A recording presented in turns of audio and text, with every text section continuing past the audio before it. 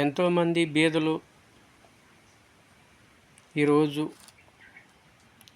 భోజనాలకి బాధపడుతున్నారు. జనం కాడ కూడా ఏమీ లేవు.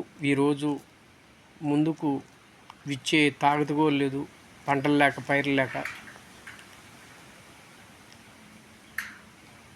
మరి ఆశ్రయానికి మీరు ఏదన్నా సాయం చేస్తారని గవర్నమెంట్ ద్వారాగా, ఎందుకంటే 10 మందికి అన్నం పెట్టే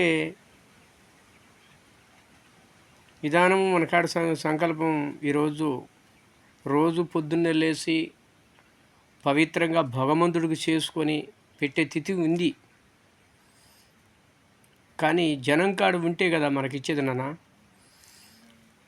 మీ అందరూ కూడా గమనించాలని కోరుకుంటున్నాను. ఎందుకంటే అందరూ బాగుండాలి, అందులో మనం ఉండాలని ఒక కోరిక. ఈరోజు మోడీ గారు ఎన్నో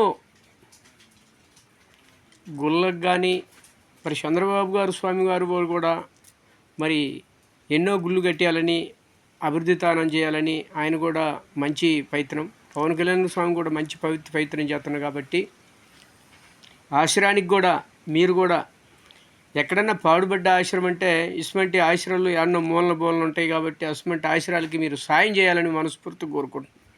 మీరు సాయం చేస్తేనే కదా మరి ఇట్టాటికి ముందుకు పోయేది.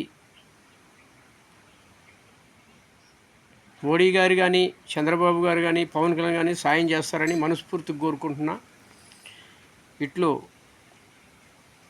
పల్నాడు జిల్లా వినుకొండ నడిగడ్డ ఆశ్రమం, తుగ్గిదామకొండ కాడ ఆశ్రమం, కాశీనాయన ఆశ్రమం, అట్నే ఒంగోలు కూడా ఆశ్రమం పెట్టాను. మీ మనస్ఫూర్తిగా ఏదన్నా దీనికి సాయం చేస్తే 10 మందికి అన్నం పెడతా స్వామి. 10 మందికి అన్నం పెట్టి 10 మందికి ఈ ఎండాకాలంలో పచ్చులు, కాకులు, గద్దలు, పచ్చులు ఎన్నో బాధపడుతున్నాయి నీళ్ళు లేక అనేక రకాలుగా. వాళ్ళందరికీ కూడా మరి ఇట్టడిసాట కొద్దిగా బాధపడుతున్నాం. కాబట్టి దీనికి సాయం చేస్తారని మనస్ఫూర్తిగా బోర్ వేపియాలా, ఇవన్నీ కూడా చేపియాల్సిన పనులు చాలా ఉన్నాయి. కాబట్టి మీ సాయత కోసం ఎదురు చూస్తున్నాను. మోడీ గారు కానీ, పవన్ కళ్యాణ్ స్వామి కానీ, చంద్రబాబు కానీ ఎవరైనా కానీ మరి సహకరిస్తారని మనస్ఫూర్తిగా కోరుకుంటున్నా. నేనే కాదు, బీదలు సాధులు అందరు కూడా ఎంతోమంది వచ్చి పోతున్నప్పుడు వాళ్ళకి సహకరించడానికి, ఇప్పుడు పంటలు పైర్లు లేక, సరే తడి లేక, అందరికీ అనుకూలమైన విషయాలు లేక కొంతమంది ఇవ్వాలంటే ముందుకు రావట్లేదు.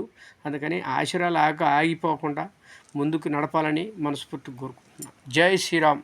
మీ అందరూ సాయం చేస్తారని మనస్ఫూర్తిగా కోరుకుంటున్నాను.